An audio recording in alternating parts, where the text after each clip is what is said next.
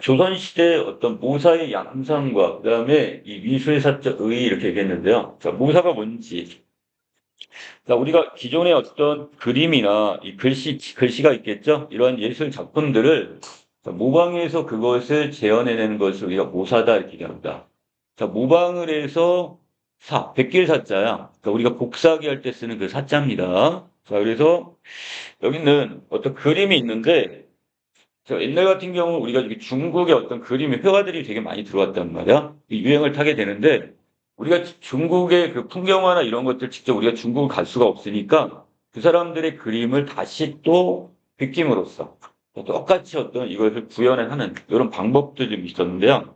자, 이것이 그 시대 하나의 어떤 풍조였던 것 같아요. 그래서 그걸 세부적으로 나눠놓은 거는 이제 그 아랫부분에서 따로 좀 보일 거고요. 자, 먼저 모사부터 봅시다.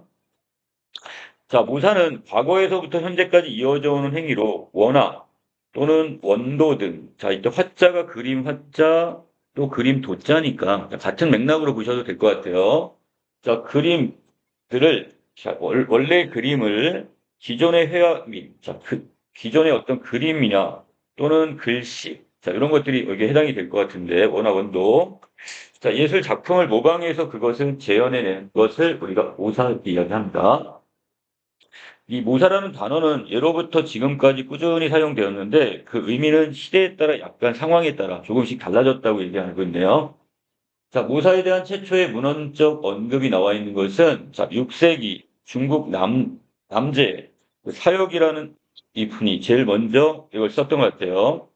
이 고아 풍록이라는 책에서 이 처음으로 이제 모사라는 이 용어를 사용한 것 같은데 이 고아 풍록은 화가 품평서로서 그림을 그릴 때 필요한 6가지 원칙인 사용법을 자, 이렇게 제시하고 있습니다. 그림 화자의 여섯 육자니까 그림을 그리는 뭐 6가지 방법, 원칙 이렇게 보시면 될 것 같고 자, 그 중에서 바로 이 6번째가 바로 뭐가 있냐면 전이 모사라는 단어가 있네요.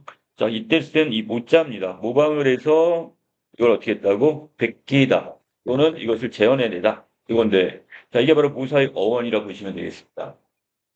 이 전이모사는 자 선인의 그림을 본떠서 어떤 선인이니까 먼저 산 사람들 조상이라 보셔도 되겠고요. 아니면 우리의 직접적인 조상은 아니겠지만 뭐 미국, 중국 이쪽에 있는 어떤 다른 나라의 그 그림들을 가져와 가지고 본떠서 그리면서 그 기법을 체득한다는 의미로 학습의 의미를 지니고 있습니다. 아, 처음에 모사를 하는 거는 우리가 지금 어떻게 돼?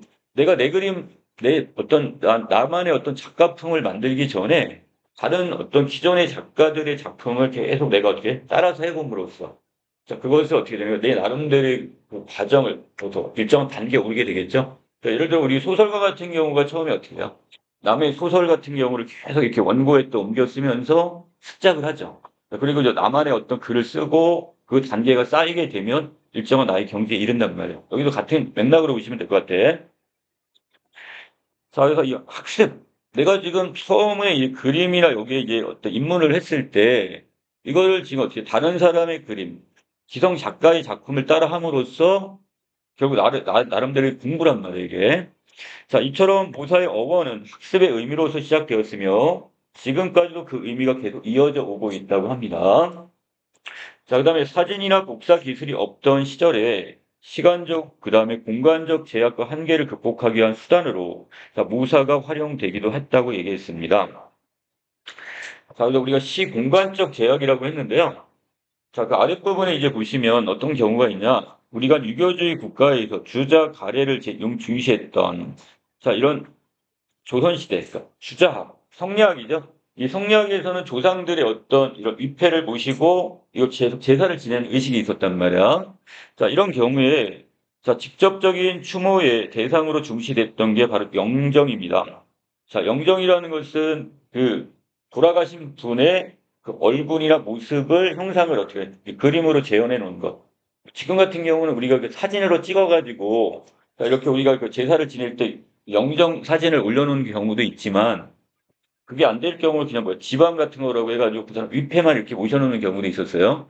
자, 그런데 자, 이 유교주의 국가에서 이 제사나 이런 의식을 행사할 것을 치를 때 그분의 모습, 살아생전의 모습을 어떻게 가급적이면 그대로 재현을 해서, 자, 요거를 이렇게 지금 걸어 놓는, 그리고 거기서 제사를 지내는, 이것 때 이 영정이 무사히 대상이 되었답니다. 여러 곳에 배양이 되었던 인물의 경우는 기존의 영정을 복제 의미로 모사를 해서 여러 점을 제작한 다음에 새로운 봉안처에 봉안을 했다 이렇게 했습니다. 이 봉안이란 말은 이 받들어 모시는 거다 이런 뜻인데, 자, 그런 경우가 있겠죠.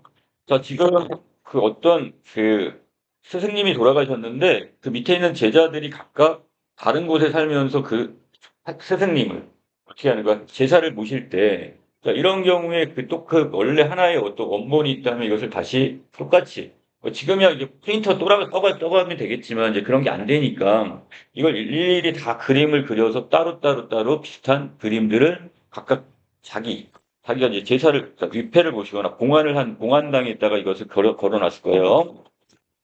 이 영정의 모사는 이 복제의 의미와 더불어 시간이 흐르면서 자연적 인위적으로 손상되는 영정의 원형을 일치하려는 이 보존의 의미도 같이 있습니다. 복제 하나밖에 없는데 제사를 지낼 때 이걸 따로따로 각자 지낼 때 이게 복제가 필요한 거고, 자, 더 나가서 또 한 가지는 기존에 있던 영정이 훼손이 된단 말이죠. 그럼 이걸 다시 복구를 시켜야 되잖아요. 그런 의미의 어떤 보존의 의미도 있다는 거. 이 보존의 의미의 영정 묘사는 원형의 형태와 똑같이 모사하기도 하지만, 자, 얼굴의 형태를 제외한 바닥이나 의복, 옷가지 등은 당시의 화법을 반영해서 모사하기도 합니다. 자, 이게 무슨 얘기냐? 원래 그 돌아가신 분, 제사를 모시는 분의 얼굴의 그 초상, 이 자체는 그대로 유지를 하되, 그 나머지 부분들 있죠? 그 배경적인 부분이나 옷꽃 이 등은 그 시대적인 화법에 따라 달라진다는 거죠. 그 유행을 좀 따라가고 있네요. 자, 그 다음에 이는 선조의 얼굴은, 자, 이 조상의 얼굴은 후세에 그대로 전하되 당시의 상황에 맞게 화법을 반영해서 이 무사한 것으로 이걸 재창조의 의미를 지니고 있다 이렇게 보시면 되겠습니다. 자, 예로부터 이 동양회화에서 사용된 모세의 방법으로는 세 가지네요. 자, 모임방. 외우기도 편하네. 모임방. 자, 세 가지가 있는데 모두 원화를 똑같이 그린다는 의미로 사용되었지만 행하는 방식에 약간의 차이가 있고 그다음에 목적도 다르다고 얘기했습니다. 자, 어떻게 다르냐? 자, 먼저 모음을 보이겠습니다. 자, 모방하다 쓰는 모자인데, 자, 원작 위에 얇은 종이나 비단을 이렇게 펼쳐놓고 이 비쳐 나오는 형상을 그대로 그려내는 겁니다.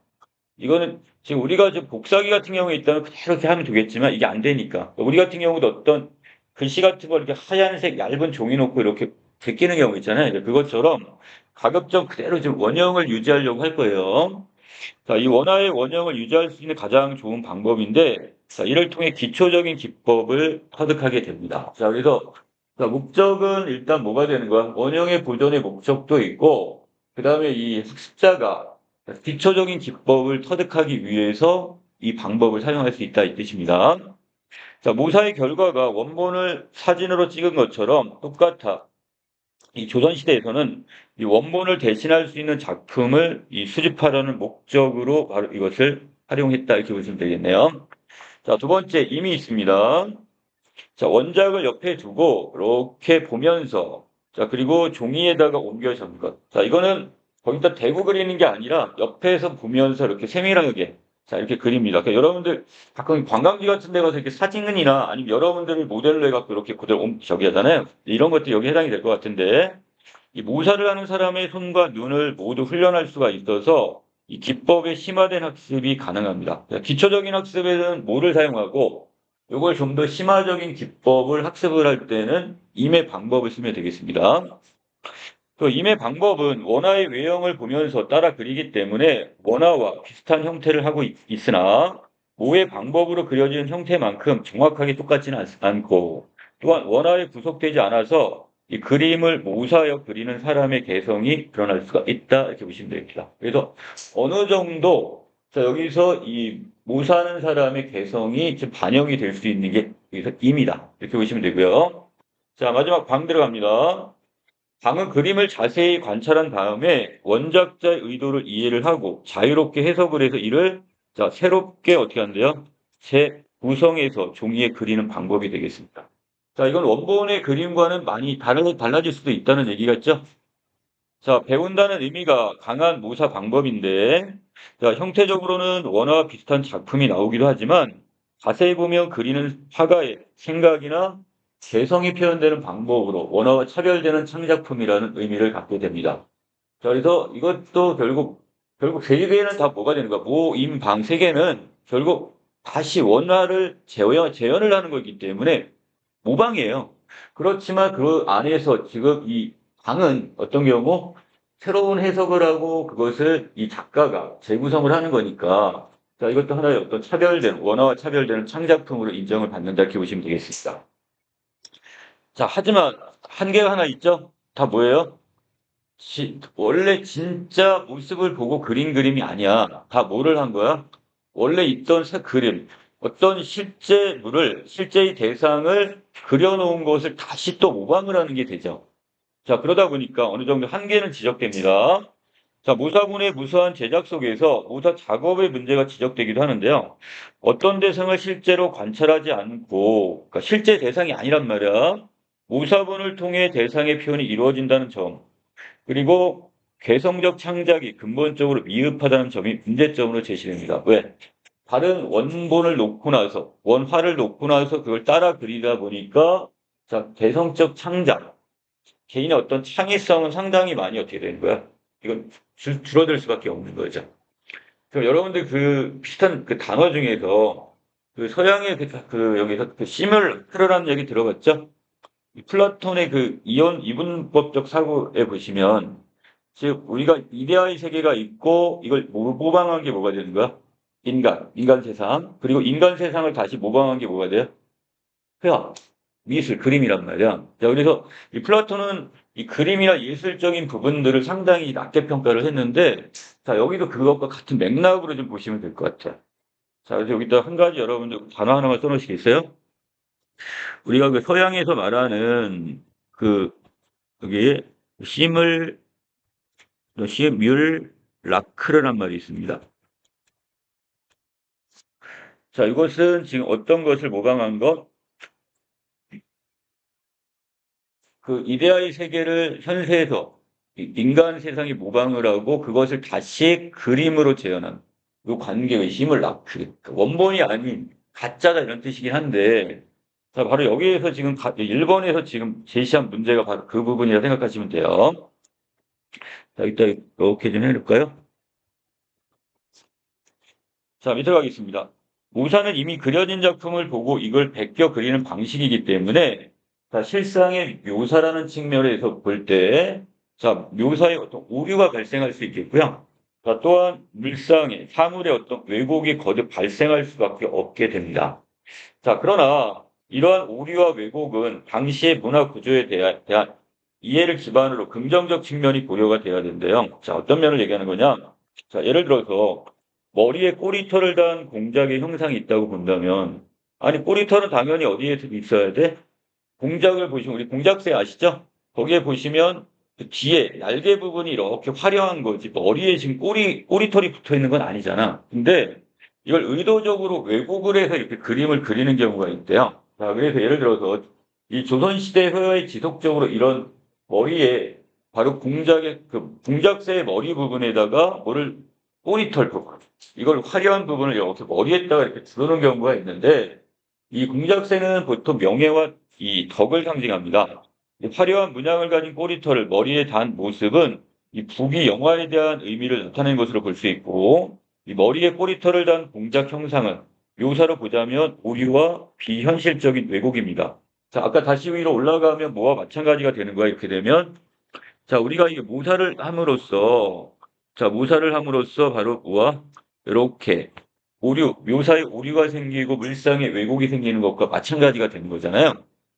자, 하지만 이와 같은 비현실적 묘사는 화려한 화면을 요구하는 자, 이런 시대적 분위기 속에서 화가의 창의적 측면이 더해져서 형태 왜곡이 심화되는 방향으로 모사가 반복되며 나타낸 것이라고 볼 수가 있습니다. 자, 이걸 무조건 부정적으로 보지 말자는 얘기예요. 그 시대적인 어떤 화풍과도 연결이 되니까 자, 이는 모사를 통한 물상의 왜곡 속에 담긴 특정한 이미지를 욕망했던 당시 문화 현상에 대한 논의를 가능하게 한다 이렇게 얘기했으니까 자, 왜 이 모사본을 오류와 왜곡이 담겨 있지만 이것을 이렇게 왜곡과 오류의 방법을 써가면서 이것을 이런 그림을 그렸을까? 자, 그럼 그 시대의 어떤 욕망, 바로 어떻게 여기 있던 명예욕 또는 어떤 나름대로 어떤 부귀와 공명 같은 것을 이 욕망을 그 화폭에다 담았다 이렇게 이해하는 게 맞다고 보는 겁니다. 자, 여기까지 내용 정리 마칠게요.